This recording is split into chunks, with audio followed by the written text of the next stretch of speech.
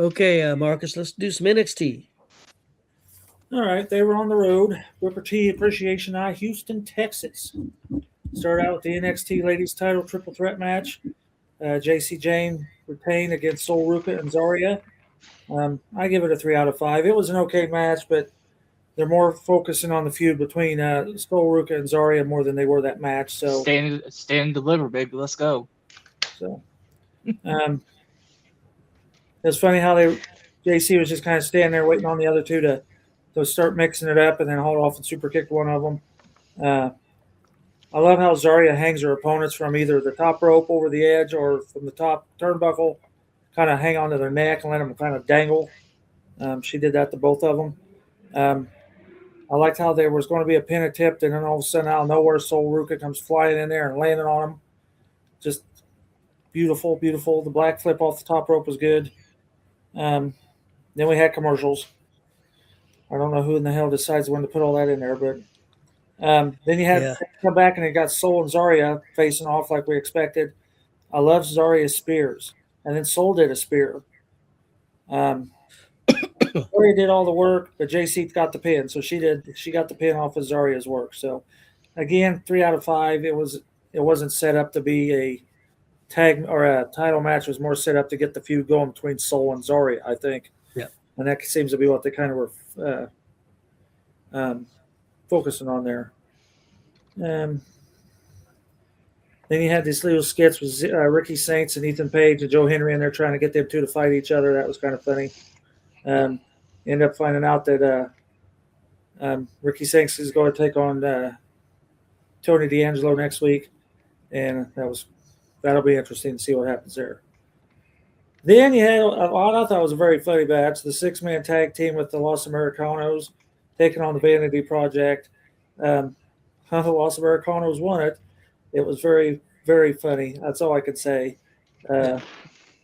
Jackson Drake did an awesome German and a 450. It was a decent match, and all 6 guys worked very well together.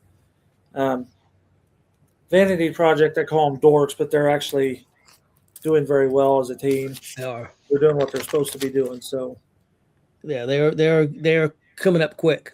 Yeah. Then they showed some Booker T highlights for the Booker T Appreciation Night. And then I was waiting on Carver to show up, and he did. And then, of course, all hell broke loose there. So, and then all of a sudden, during all that bullshit, I wouldn't say bullshit. During all that, then they decided to do a picture-in-picture. Yeah. And now they're doing a damn commercial where they're talking about Pizza Hut and Burger King and everything else, and you can't see what the hell they're trying to highlight on the TV.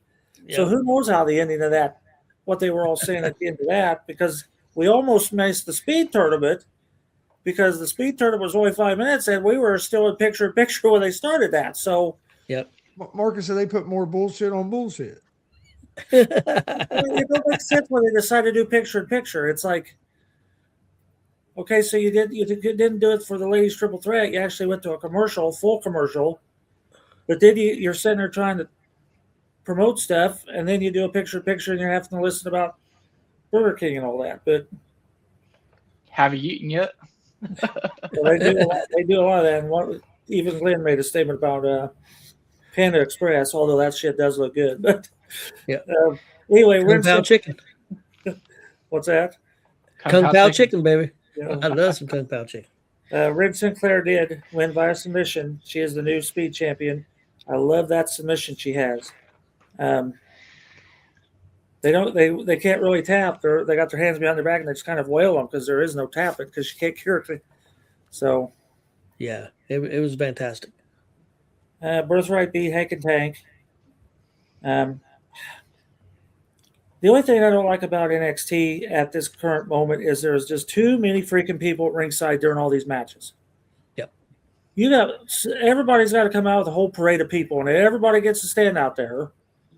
And you're more focused on everybody on the outside than you're focused on what's supposed to be going on the inside. It's like sit everybody back and focus on what's supposed to happen here. But anyhow, Birthright won. They advanced in the tag team tournament. How many Shamrock NXT shirts you think they sold?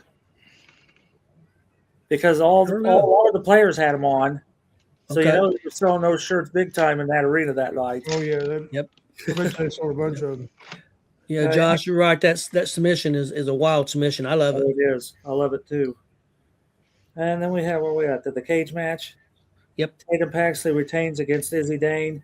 I thought it was a decent, like I told Tony, for a weekly show cage match. It was very well done. For a PL, if it was a PLE, it would have fallen short. But Okay.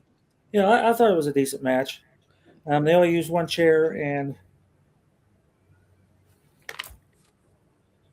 I'm trying to think what I got down here.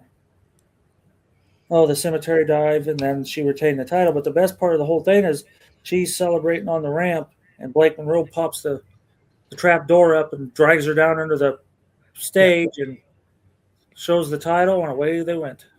Yeah, that was very well done. Interesting did. I give it maybe a 7 out of 10. Okay, I was with you. I give it a 7.5, but yeah, I'm pretty much with you. I enjoy